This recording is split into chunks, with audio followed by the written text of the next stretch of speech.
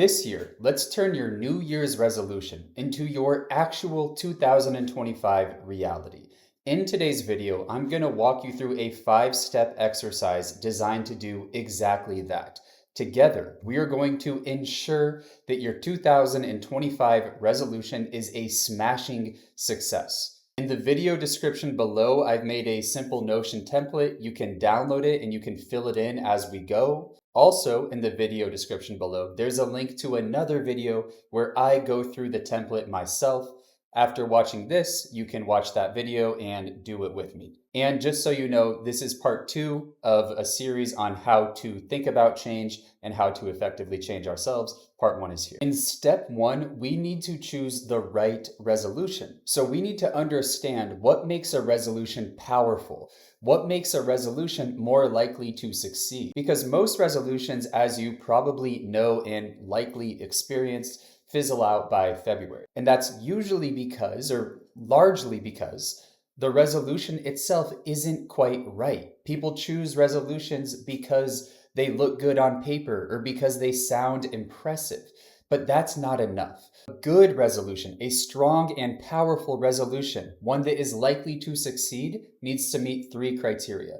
Number 1, it has to feel like an absolute necessity. You have to feel like, I have to achieve this resolution or else. Number 2, it has to have clear consequences. Not achieving this resolution has to come with a real tangible price tag, a price tag that you or somebody you love or something you care about is going to have to pay. And number 3, it needs to be clearly about you, your behavior, changes that you can make. You don't want to be dependent on someone or something else needing to change in order for you to change. Now, here's the critical part. Once you have this resolution in mind, go and ask somebody you care about for their feedback. And if their eyes don't light up when they hear your resolution, then ask them what changes they think you should make.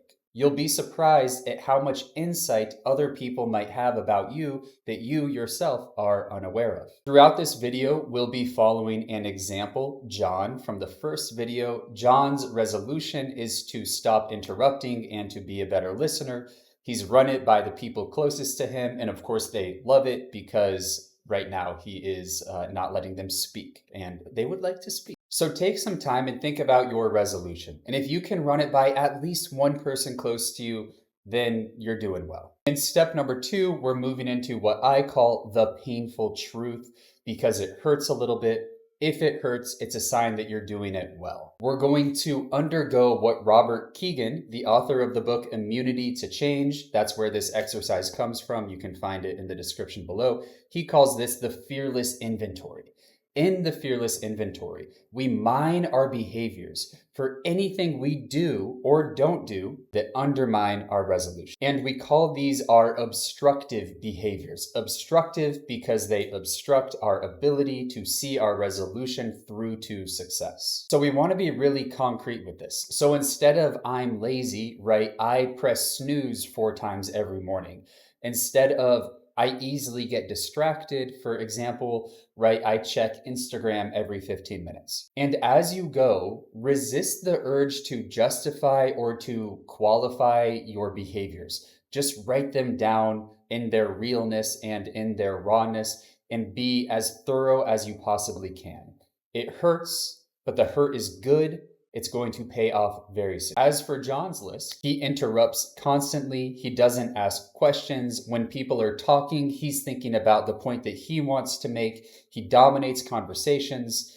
These are a few of the things that he has on his list of behaviors that impede, get in the way of his resolution, which is to be a better listener. Take a few minutes, 5-10 minutes, and write down as many behaviors, things you do or don't do that get in the way of your resolution. That's step number 2. Now, step number 3, what I call revealing your hidden commitments, is where it gets super interesting. It's where everything you thought you knew, you thought you understood about change and about yourself starts to shift, because you're about to find out that those obstructive behaviors you just listed in step number 2, they're actually brilliantly designed to protect you. They're carefully constructed to shield and protect you from fears that are far worse than failing at your resolution. To investigate this, take a look at all of the obstructive behaviors you just listed in column number 2 if you're using the Notion template, which is below. And for each one of these behaviors, I want you to ask yourself a specific question. What terrifies me? What scares me? What worries me about doing the opposite of this behavior? And once you have an answer, go even deeper. Ask yourself, and if that scary thing were to happen, what even worse thing would occur as a result? We're excavating, we're unearthing your deepest fears here. And it should feel scary. If you're not squirming a little bit, then you're not deep enough yet. You got to keep going. These deep fears of yours, they generate what we call your hidden commitments or your competing commitments. Your unconscious promises to yourself to keep yourself safe, to keep yourself out of harm's way, to ensure that those scary things do not actually happen to you. This is why change is so difficult. Because those obstructive behaviors of yours, they're not just due to laziness or lack of discipline or something like that. They're actively protecting you from your worst fears. And so to just stop doing them is terrifying. It's super freaking hard. That's why people struggle with change. That's why resolutions are very hard to see through to success. Because both parts of you are so valid. Yes, you genuinely want change. You want to make a resolution. You want to be successful, but you also genuinely want to stay safe. You want to stay out of harm's way. You want to keep your deepest fears at a safe distance. But don't worry, we're going to find a way to do both here soon. As for John's list, well, he has discovered that he is terrified that if he stops imposing himself into conversations, if he stops dominating the conversations, then he'll be seen as worthless, as boring, as inadequate, that he'll ultimately be unwanted, that he'll be cast aside and forgotten. His deep fear is that he'll be a social outcast. He'll be ostracized. He'll be abandoned. He'll be rejected. So you can see now why it's so hard for him to just stop the obstructive behaviors. And now, my friends, in step number 4, we get to the heart of the issue, to the core of the matter.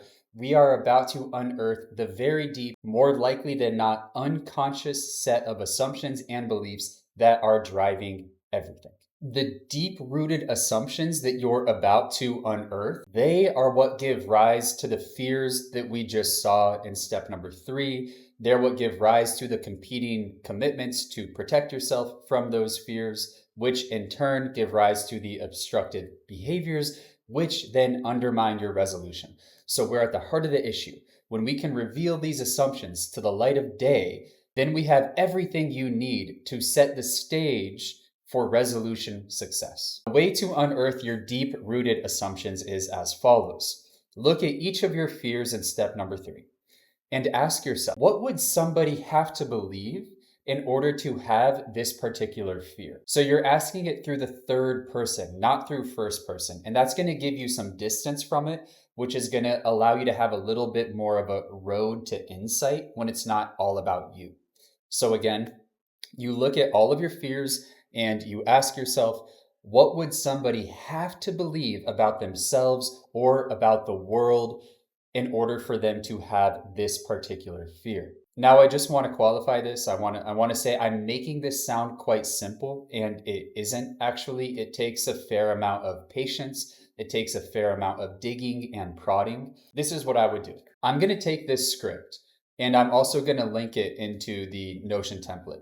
Then you should go take this script, plug it into ChatGPT or something, and have it help you unearth your fears and your assumptions, because it will be able to point out some of your blind spots to you, most likely. Either that or recruit a friend to help you, or reach out to me and I'd be happy to guide you as well. But anyway, in this step, the goal is to unearth the assumptions that drive everything. As for John, he finds out that his deep-rooted beliefs, his deep assumptions, are that people who aren't heard are worthless. People who don't control conversations are inherently weak and therefore unnecessary. John, I'm willing to bet, dollars to donuts, that John came by these assumptions and beliefs honestly, that at some point in his life, he learned that they were true, or that at the very least, they were helpful as a result of early life experiences, past jobs, or past relationships. But now they're simply outdated programming, outdated software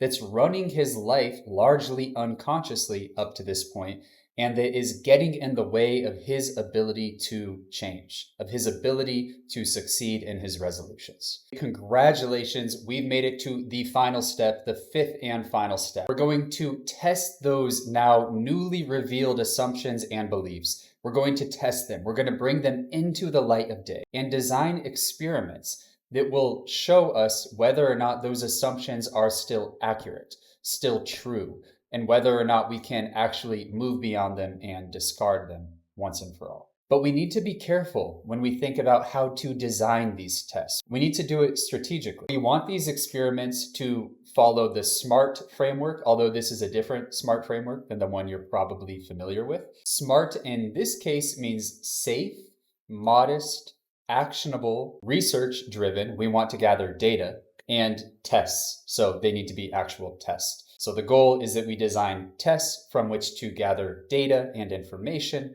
that hopefully will override or show us the limitation of our assumptions. We want these tests to be small and modest enough that they don't totally flip our lives and our worlds upside down as we know it. And we want to gradually gather evidence that challenges the assumptions. As for John, he decides that in the next 3 conversations he has with his wife, with his kids, with his employees, that he's going to commit to at least one of 3 different practices. He will ask at least one follow-up question and then actually listen. He will commit to only speaking for 20% of the time, 20% of the conversation, and or he will actively practice reflective listening, repeating back what was told to him, what he heard the other person say. So he's going to do at least one of these 3 things in the next 3 conversations. And this part is critical because the impulse is to be like, sweet, I did it, awesome, okay, moving on. That's not enough. What he needs to do is once he actually runs the experiment, he needs to analyze the results against his worst fears. He needs to cross-check them against his worst fears. Were his worst fears realized when he didn't interrupt constantly and dominate the conversation? Was he forgotten, dismissed, treated as disposable?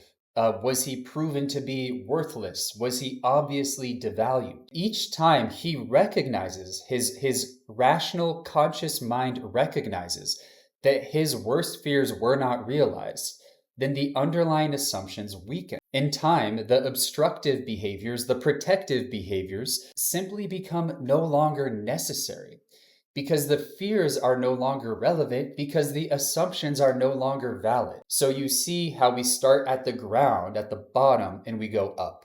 If we can dismantle, untangle, do away with the assumptions, then the fears and the obstructive behaviors all sort of fall by the wayside naturally. When you do this for yourself, very likely the same thing is going to happen. You're going to see the limitation of your assumptions, the inaccuracy of your assumptions, because you will have gathered data that shows that to you, that proves that they're no longer valid. And at this stage, the pathway to your resolution has now fully opened for you as well. So congratulations.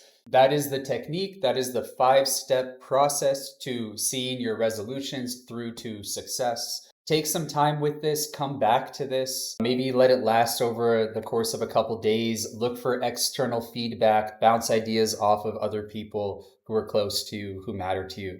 And I think that it's really going to help. I know that it's helped me. I think it's going to help you. What I think is so cool about this framework is that it actually helps you update your view, your framing of yourself and of the world. It allows you to see and appreciate the complex system that's been keeping you stuck, and it allows you to systematically dismantle it. At this point, you're no longer unconsciously burdened by your assumptions.